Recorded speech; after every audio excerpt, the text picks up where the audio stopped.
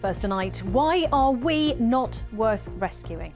A message to the government tonight from dozens of arts venues across this region who got nothing in last week's emergency funding announcement. Money was of course handed out to groups all over the country to help them survive the pandemic, but those who missed out say their prospects are now very bleak. John Ironmonger is in Hitchin for us tonight with the details. John.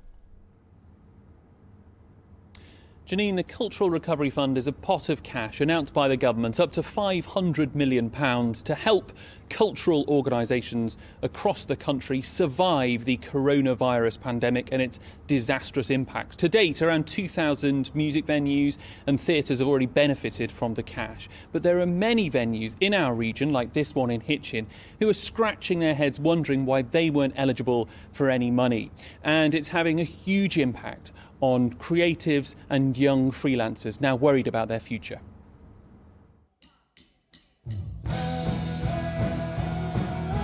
They're playing through the pain at Unit 9 in Milton Keynes. COVID-squeezed audiences have left this popular venue with little except music after their application for government support was rejected.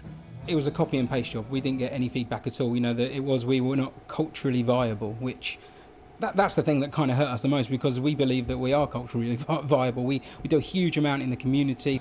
The decision has left some local artists feeling forgotten about. It does reek a little bit of lack of empathy, lack of sympathy, or understanding, to be honest. The idea that arts is non-viable.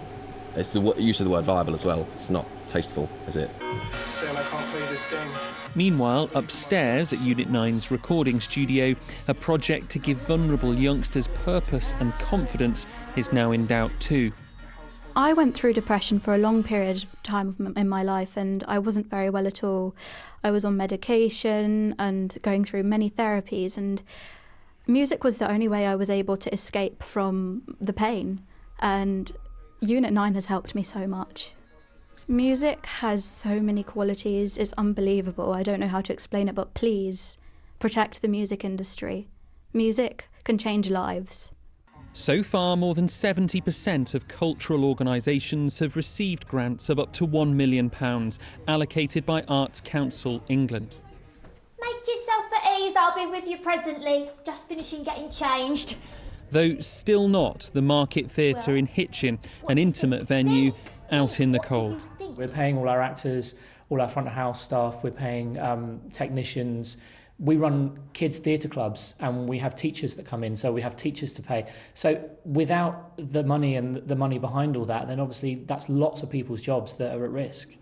The Culture Secretary says ministers are committed to be there for culture in every part of the country. But senior Tories have spoken too about a need for some creatives in the theatre, for example, to retrain. Do these elegant rags not suit me? It's insulting, really, for people that have trained and worked so hard and they've got so many strings to their bows that they're having to do to try and get the work, that it's a real kick in the teeth when you think, I've done this all my life, it's all I've known, it's all I've wanted to do. Coronavirus is devastating the cultural sector, and it may be impossible to help everybody, but there are many worthy causes still waiting in the wings.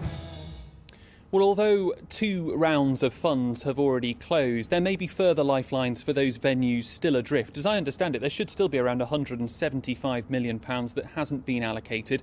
And today, the Department for Culture, Media and Sport said that more details of grants will be made available over the coming days and weeks. In the meantime, for the culture vultures among us, you can do a lot to help by safely supporting your local venues. Thank you, John.